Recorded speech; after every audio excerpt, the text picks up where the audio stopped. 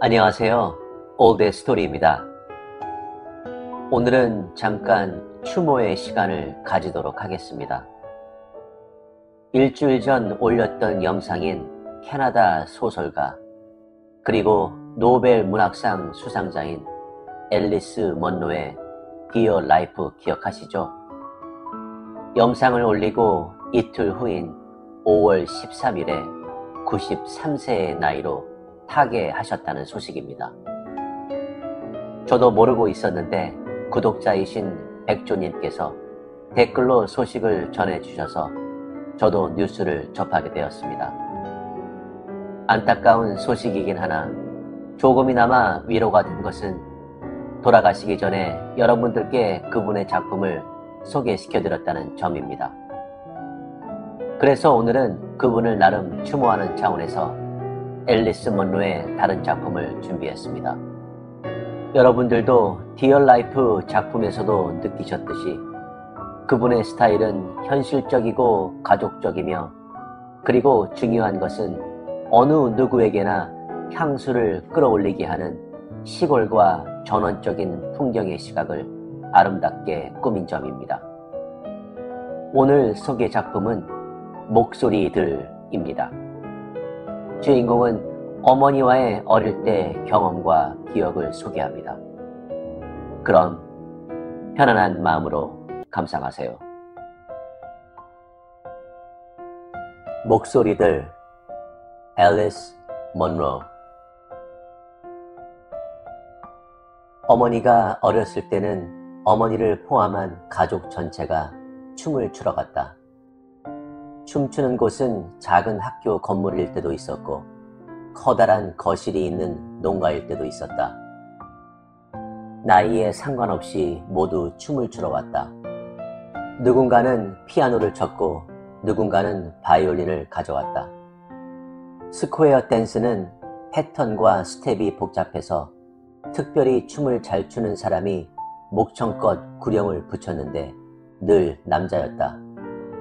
유난히 급박하게 외쳐서 그 춤을 이미 아는 사람이 아니면 전혀 도움이 되지 않는다. 하지만 10살이나 12살쯤 되면 다들 그 춤을 뗐다. 만약 어머니가 아직도 그런 댄스 파티가 열리는 진짜 시골에서 살았다면 여전히 춤을 즐겼을 것이다. 결혼도 했고 아이도 셋이나 있었지만 어머니의 나이와 기질을 생각하면 그랬을 것 같다.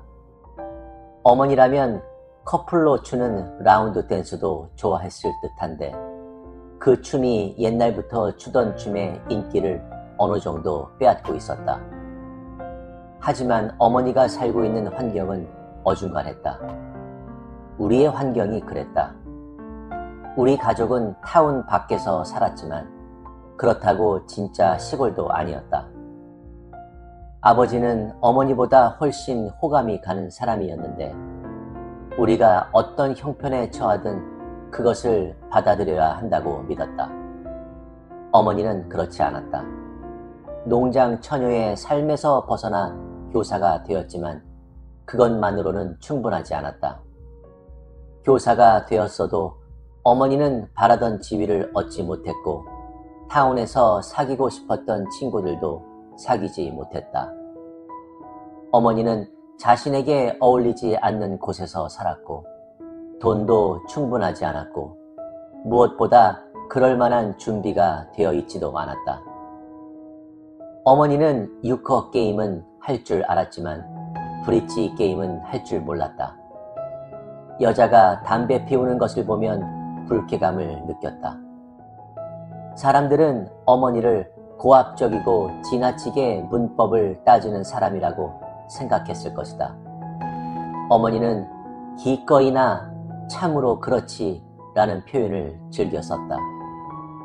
어머니가 그런 말을 하는 것을 듣고 있으면 어머니는 식구들이 모두 항상 그런 식으로 말하는 이상한 가정에서 자랐을 것만 같았다.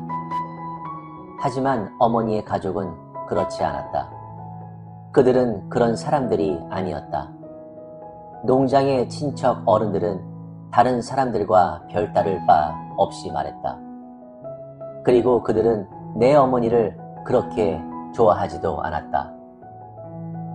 그렇다고 어머니가 형편이 지금과는 달라지기를 바라는데 모든 시간을 허비했다는 뜻은 아니다. 빨래통은 부엌으로 옮겨야 하고 수도시설도 갖추지 않은 집에 살면서 여름 내내 겨울에 먹을 음식을 준비해야 하는 어느 여자들처럼 어머니 역시 늘 할 일이 많았다. 어머니에게 시간이 많았다면 왜 내가 타운의 학교에서 괜찮은 친구들을 아니면 어떤 친구라도 집으로 데려오지 않는지 궁금해하고 내게 실망했을 것이다. 하지만 어머니는 그런 것에 신경을 쏟을 시간이 많지 않았다. 혹은 주일학교에서 암송을 썩 잘하던 내가 왜 더 이상 암송을 하지 않고 피하는지, 왜 내가 고불고불하게 손질한 머리를 다 풀어버린 채 집에 돌아오는지, 어머니가 내게 해준 것처럼 머리를 손질한 아이가 아무도 없어서 나는 심지어 학교에 도착하기 전부터 모욕감을 견뎌야 했다. 혹은 한때 시를 암송하는 능력이 엄청나게 뛰어났던 내가 왜 다시는 그 재능을 자랑하지 않겠다고 완강히 버티며 머릿속을 하얗게 비우는 법을 배웠는지. 내가 늘 뿌르뚱에 있거나 말대꾸를 한 것은 아니다. 아직은 아니었다. 지금 나는 10살쯤 예쁘게 차려입고 어머니를 따라 춤추러 가고 싶어 안달하는 나이였다. 댄스 파티는 우리가 사는 길에 있는 부유해 보이지는 않지만 전체적으로 단아한 집에서 열렸다. 그 커다란 목조 건물에는 내가 전혀 모르는 사람들이 살았다. 내가 유일하게 아는 거라곤 그 집 남편이 나이가 우리 할아버지 뻘인데도 주물 공장에서 일을 한다는 것이었다. 그 시절에는 그 나이에도 직장을 그만두지 않았고 버틸 수 있는 만큼 버티면서 일할 수 없을 때를 대비해 돈을 모았다. 나중에 그 시대를 대공황이라고 부른다는 사실을 알게 되었지만 그 시대를 치열하게 견디는 와중에도 노령연금을 받는 것은 영예롭지 않은 일로 여겨졌다. 다 큰 자식들 입장에서도 아무리 형편이 어렵다 해도 그것을 받아들이는 것은 영예롭지 않는 일이었다. 그때는 떠오르지 않았던 의문들이 지금에야 떠오른다. 그때 그 집에 살던 사람들이 댄스 파티를 연 것은 단순히 축제 분위기를 만들기 위해서였을까? 아니면 입장료를 받았을까? 남편이 직장을 다닌다 해도 살기가 녹록지 않았을 것이다. 병원비, 나는 그런 끔찍한 일이 한 가정을 어떻게 만드는지 알았다. 사람들 말처럼 내 여동생은 허약했고 이미 편도선 수술도 받았다. 남동생과 나는 겨울만 되면 기관지염 때문에 고생했고 결국 의사를 찾아갔다. 그러면 돈이 들었다. 또 한 가지 의문은 어머니와 함께 가도록 선택받은 사람이 아버지가 아니라 왜 나였냐는 점이다. 하지만 그건 정말로 대단한 수수께끼는 아니다. 아버지는 아마 춤을 좋아하지 않았을 테고 어머니는 좋아했다. 게다가 집에는 보살펴야 할 꼬마가 둘이나 있었고 나는 아직 그 일을 할 만큼 잘하지 않았다. 부모님이 베이비시터를 고용한 적이 있었는지는 기억나지 않는다.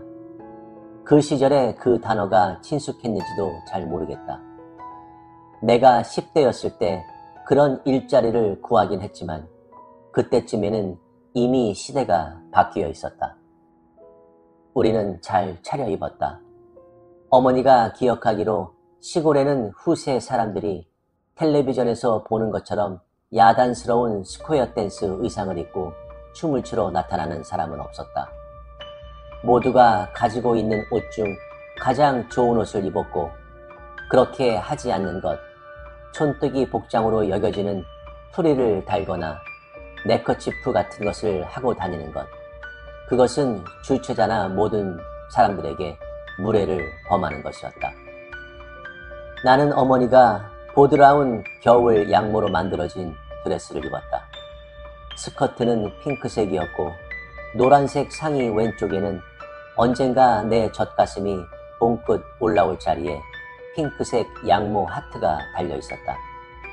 머리는 잘 빗은 다음 촉촉하게 적셔서 기다랗고 뚱뚱한 소시지 모양으로 꼬불꼬불 말았는데 등굣길에 내가 풀어버리는 그 고수머리였다. 나는 아무도 그러지 않는데 나만 그런 차림으로 춤추러 간다고 툴툴거렸다. 어머니는 다른 사람에게 그런 행운이 없는 거라고 반박했다. 나는 정말로 댄스 파티에 가고 싶었기 때문에 불평을 그쳤다. 게다가 같은 학교에 다니는 아이들은 아무도 춤추러 오지 않을 테니 어쨌거나 상관없기도 했다. 나는 학교 아이들의 놀림거리가 되는 게 늘 가장 두려웠다. 어머니가 입은 드레스는 집에서 만든 것이 아니었다. 어머니의 옷 중에 가장 좋은 것으로 교회에 입고 가기에는 지나치게 우아하고 장례식에 입고 가기에는 너무 호화로워서 입은 적도 거의 없는 옷이었다. 그 검은색 벨벳 드레스는 소매가 팔꿈치까지 내려왔고 목선이 높았다. 그 드레스에서 가장 멋진 부분은 풍성하게 박혀있는 작은 비즈들이었다. 보디스 한가득 금색, 은색, 옷갓 색깔의 비즈들이 박혀있어 빛을 받으면 움직이거나 숨을 쉴 때마다 색깔이 바뀌었다. 어머니는 아직은 검은 머리가 대부분인 머리칼을 따 화관처럼 올려붙이고 핀으로 고정했다. 그 사람이 어머니가 아니라 다른 누구였다면 나는 정말이지 엄청나게 예쁘다고 생각했을 것이다. 그때도 어머니가 예쁘다고 생각했던 것 같긴 하지만 그 이상한 집에 들어가자마자 나는 어머니의 가장 좋은 드레스가 다른 여자들의 드레스와는 전혀 다르다는 것을 알아차렸다. 물론 다른 여자들도 분명 가장 좋은 드레스를 입었을 것이다. 방금 말한 그 다른 여자들은 부엌에 있었다.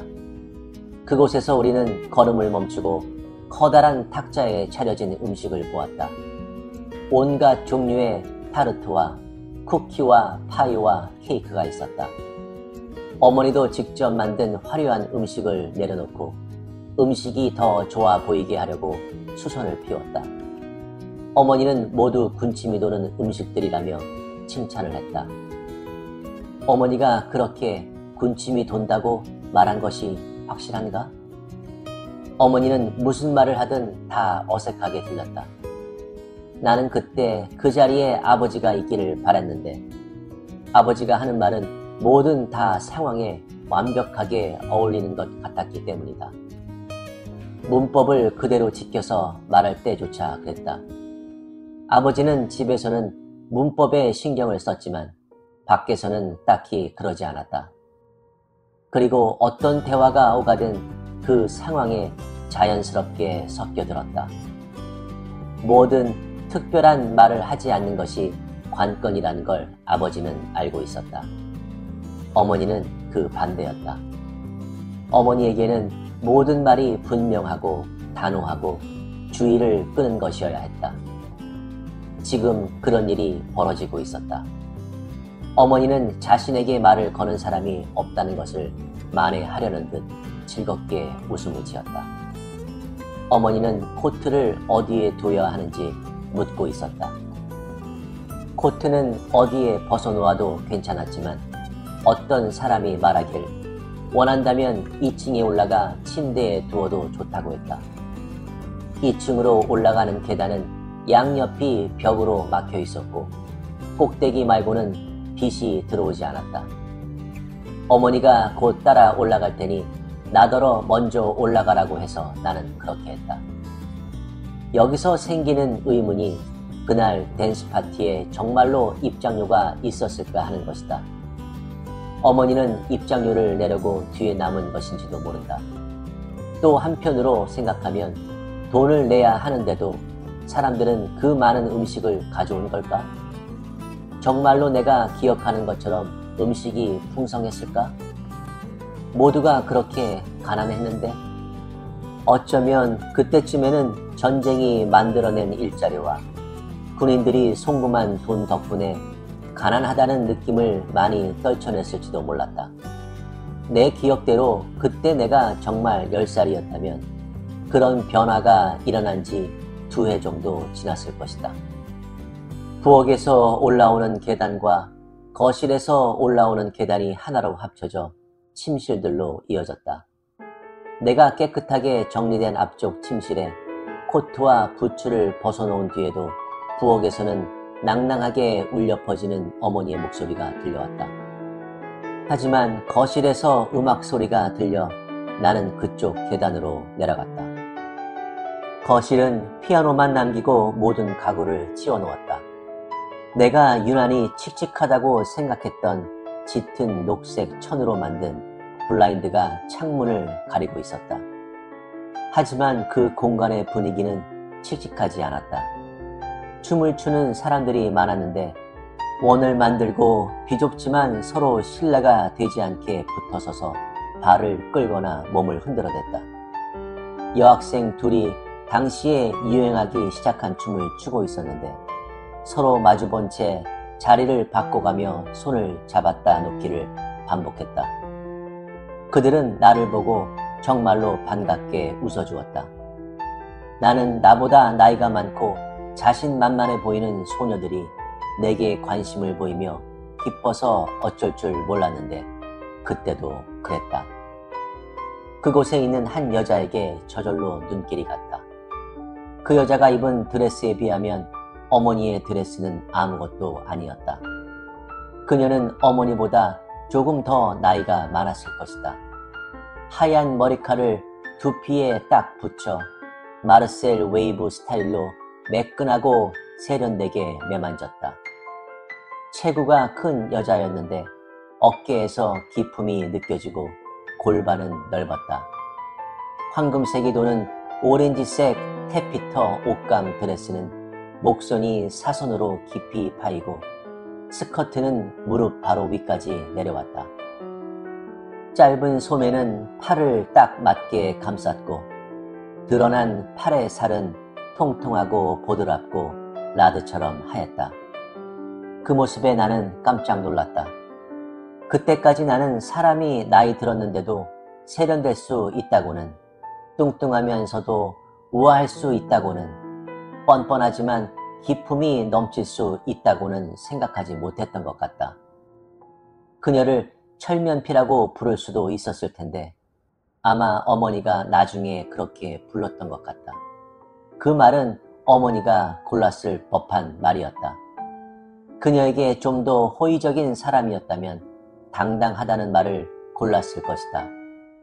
그 여자가 정말로 과시적이지는 않았지만 드레스의 전반적인 스타일과 색깔은 그랬다. 그녀는 동반한 남자와 예의를 갖추면서도 다소 심드렁하게 부부처럼 춤을 추었다.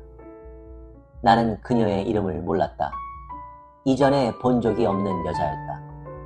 그녀에 대한 소문이 우리 타운뿐 아니라 어쩌면 더 먼 곳까지도 좋지 않게 났을 거라는 사실을 나는 몰랐다. 내가 실제로 일어난 일을 기억해서 쓰는 것이 아니라 허구를 쓰는 것이었다면 나는 그녀에게 그런 드레스를 입히지 않았을 것이다. 그런 광고 같은 것은 그녀에게 필요 없었을 테니까. 물론 내가 날마다 타운으로 통학하는 것이 아니라 타운에서 살았다면 나도 그 여자가 유명한 매춘부라는 사실을 알았을 것이다. 그 오렌지색 드레스를 입은 모습은 아니었겠지만 언제 한 번은 틀림없이 그녀를 보았을 것이다. 그리고 나는 매춘부라는 단어는 쓰지 않았을 것이다. 나쁜 여자, 아마 그렇게 말했을 것이다. 나는 그녀에게 무언가 혐오스럽고 위험하고 흥분되고 대담한 것이 있다는 사실은 감지했지만 그것이 무엇인지는 정확히 몰랐다. 누군가 내게 말해 주었다 해도 내가 그 말을 믿었을 것 같지는 않다. 타운에는 특이해 보이는 사람들이 몇 명 있었는데 아마 나는 그녀도 그런 사람 중 하나라고 생각했을 것이다. 날마다 타운홀 건물의 문을 닦는 곱사등이 내가 아는 한 그는 그것 말고는 하는 일이 없었다. 그리고 끊임없이 큰 소리로 혼잣말을 하거나 어디에도 보이지 않는 누군가를 꾸짖는 꽤 정숙해 보이는 여자도 있었다. 나는 얼마 지나지 않아 그녀의 이름을 알게 되었고 결국에는 그녀가 정말로 어떤 일을 하는지도 알게 되었지만 잘 믿기지는 않았다.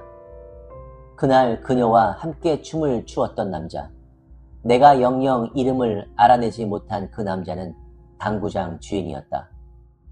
내가 고등학생이었을 때 어느 날 당구장 앞을 지나가는데 여자아이 둘이 나더러 그 안에 들어가 보라고 부추겼고 안에 들어가자 그곳에 그 남자가 있었다. 머리는 더 빠졌고 살은 더 쪘고 더 허름한 옷을 입고 있다는 것만 달랐다. 그가 내게 무언가 말을 했는지는 기억나지 않지만 그는 그럴 필요조차 없었다. 내가 불이 나게 친구들에게 돌아왔으니까. 사실 그 아이들은 친구라고 할 수 없었고 그래서 나는 그 애들에게 아무 말도 하지 않았다. 당구장 주인을 보자 내 기억 속에 그때 사람들이 춤을 추던 장면 전체가 되살아났다. 땅땅 울리던 피아노 소리와 바이올린 소리, 그때는 우스꽝스럽다고 말했던 그 오렌지색 드레스, 그리고 코트를 벗지 않은 채 느닷없이 나타난 어머니. 그곳에서 어머니가 음악 소리를 뚫고 내가 유난히 싫어하던 목소리로 내 이름을 부르고 있었다. 내가 이 세상에 태어난 것은 자신에게 감사해야 할 일이라는 사실을 특별히 상기시켜 주기라도 하는 듯한 목소리였다. 코트는 어디에 뒀니? 어머니가 말했다. 내가 코트를 두지 말아야 할 곳에 두기라도 한 것처럼. 2층이에요. 올라가서 가져와. 어머니가 2층에 올라갔다면 코트가 거기 있는 걸 틀림없이 보았을 것이다. 하지만 어머니는 부엌 밖으로는 나가지도 않았을 테고 코트는 벗지도 않고 단추만 푼 채 음식 주변을 서성였을 테고 사람들이 춤을 추는 거실을 흘끔거리다 오렌지색 드레스를 입은 여자가 누구인지 알아냈을 것이다. 꿈을 대지 마, 어머니가 말했다. 나는 그럴 생각이 없었다. 계단으로 이어지는 문을 열고 뛰어 올라가는데 계단의 방향이 바뀌는 곳에 사람들이 길을 막고 앉아 있었다. 심각한 이야기를 나누는 중이었는지 내가 오는 것도 알아채지 못했다. 그들이 딱히 논쟁을 벌이고 있던 건 아니었지만 긴박감이 느껴졌다. 그들 중 두 사람은 남자였다. 공군 제복을 입은 청년들. 한 명은 계단에, 또 한 명은 무릎에 손을 올린 채 한 칸 아래에서 몸을 앞으로 숙이고 있었다. 그들 위쪽 계단에는 여자가 앉아 있었고 그녀와 가까이 앉은 남자가 위로하듯 그녀의 다리를 어루만지고 있었다. 그녀가 울고 있어서 나는 그녀가 좁은 계단을 내려오다 넘어져 다친 거라고 생각했다. 패기. 그녀의 이름은 패기였다. 패기. 젊은 남자들이 다급하지만 부드러운 목소리로 그녀의 이름을 부르고 있었다. 그녀가 무언가 말을 했지만 나는 알아들을 수가 없었다. 그녀는 어린애 같은 목소리로 말했다. 불평을 늘어놓고 있었는데 사람들이 불공평한 것에 대해 불평할 때 말하는 투였다. 뭔가가 불공평하다는 말을 하고 또 하고 그렇지만 그 불공평한 것이 시정될 리 없다는 절망적인 목소리로 이런 상황에서 꼭 나오는 말이 하나 더 있다면 비열하다는 것이다. 정말 비열해. 누군가가 정말 그런 행동을 했나 보다. 우리가 집에 돌아왔을 때 어머니가 아버지에게 하는 말을 들으면서 나는 어떤 일이 일어났는지 대강 짐작할 수는 있었지만 정확하게 이해할 수는 없었다. 허치슨 부인이라는 여자가 그때는 당구장 주인인 줄 몰랐던 그 남자에게 이끌려 댄스 파티에 나타났다. 어머니가 그를 어떤 이름으로 불렀는지는 모르겠지만 어머니는 그 남자의 행동에 몹시 환멸을 느꼈다. 그 댄스 파티에 대한 소식이 알려지며 포트 엘버트, 즉 공군 기지에 있던 청년들도 그 파티에 오기로 되었다. 물론 그것은 괜찮았다. 공군 청년들은 괜찮았다. 영예롭지 못했던 사람은 허치슨 부인이었다. 그리고 그 여자. 허치슨 부인이 그녀가 데리고 있던 여자 한 명과 같이 나타났던 모양이었다. 바람이 쐬고 싶었나 보지? 아버지가 말했다. 그냥 춤을 추고 싶었거나. 어머니는 그 말은 들리지도 않는 것 같았다. 어머니는 수치스러운 일이라고 했다.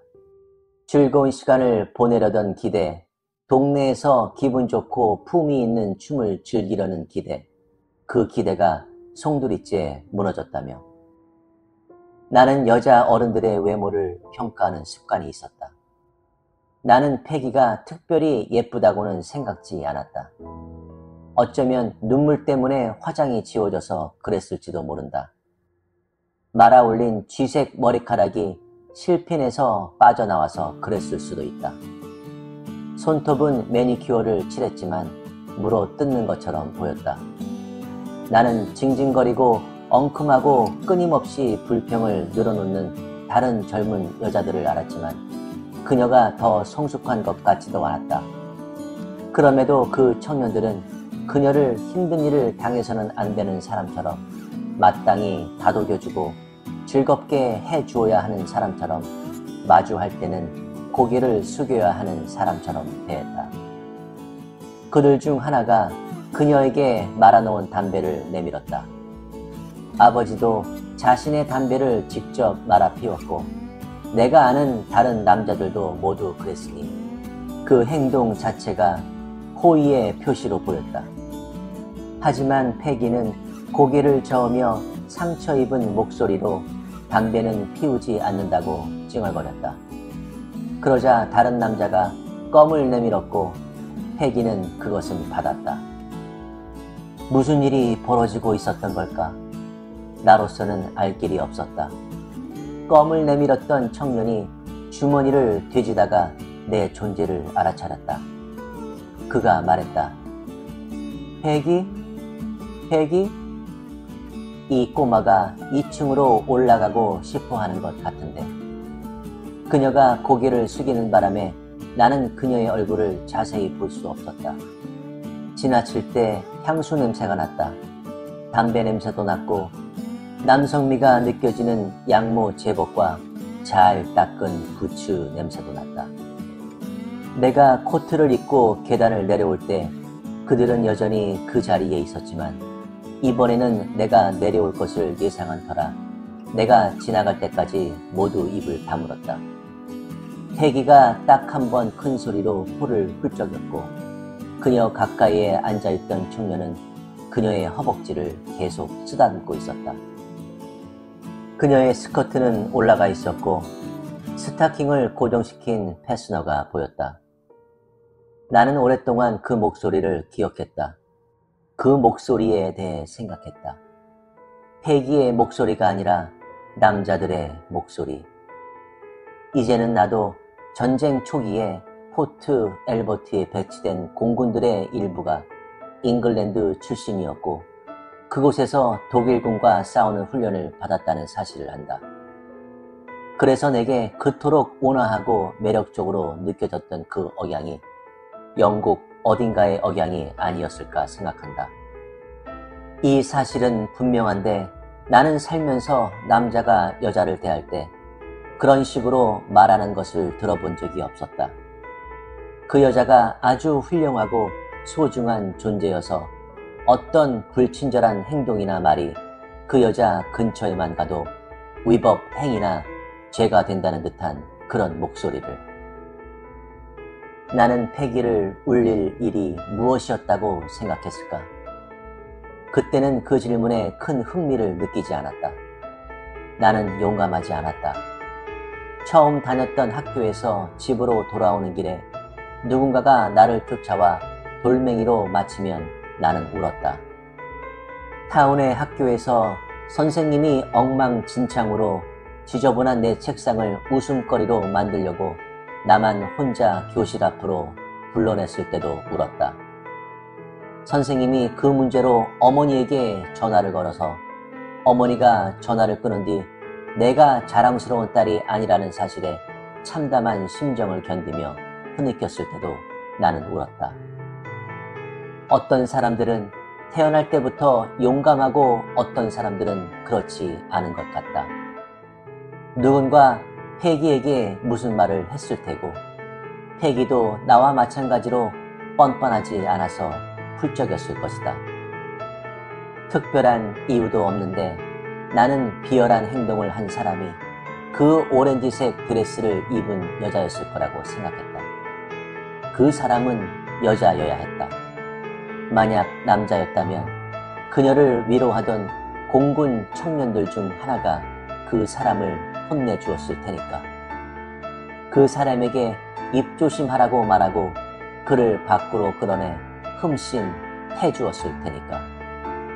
그래서 내 흥미를 끌었던 것은 패기가 아니라 그녀의 눈물이 아니라 그녀의 일그러진 얼굴이었다. 그녀는 나 자신의 모습을 많이 떠올리게 했다. 내가 감탄했던 것은 그녀를 위로하는 청년들이었다. 그녀 앞에서 허리를 숙인 채 자신의 생각을 말하던 그들의 모습이었다. 그들은 어떤 말을 하고 있었을까? 특별한 것은 없었다. 괜찮아, 그들이 말했다. 다 괜찮아, 패기, 그들이 말했다. 자, 패기, 괜찮아, 괜찮아. 그런 다정함, 누구라도 그렇게 다정할 수 있었을 것이다.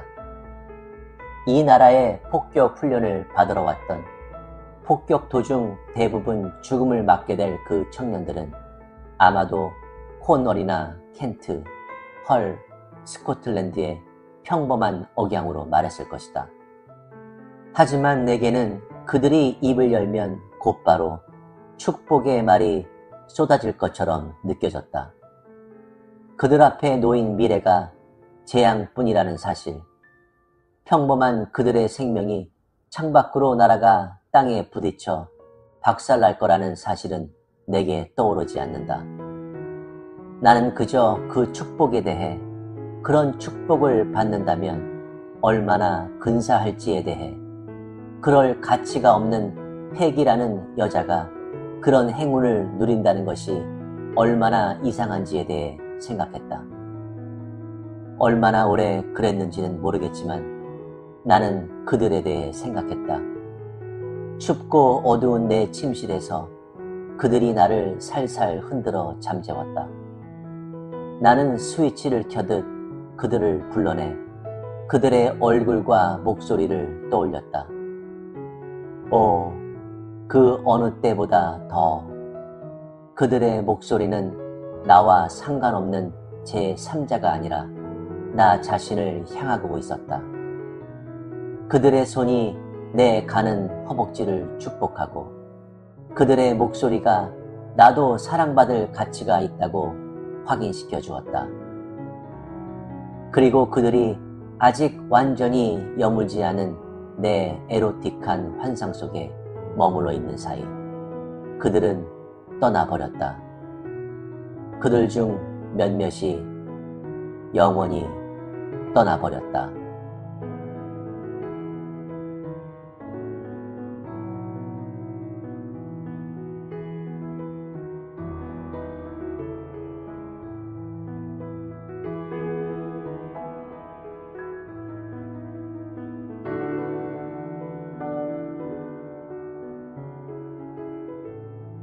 어떠셨나요?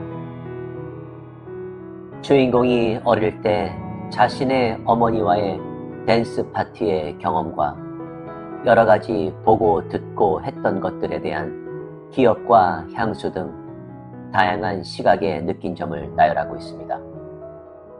시대의 배경으로 전쟁의 시간들, 경제적인 어려움, 가난, 그리고 제 생각에 가장 중요한 부분이라고 생각하는 것은 작가가 추구하고자 하는 여성의 힘, 여성의 자유, 그리고 여성의 시각 등 다방면의 페미니즘에 대한 중요성을 강조하는 부분 또한 엿볼 수 있었습니다.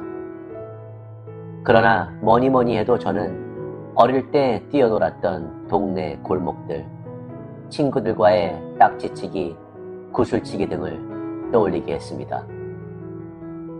비록 지금은 앨리스 문로 작가의 타계 소식에 문학계의 슬픔을 안겼지만 그가 남긴 작품은 평생 읽혀질 것입니다.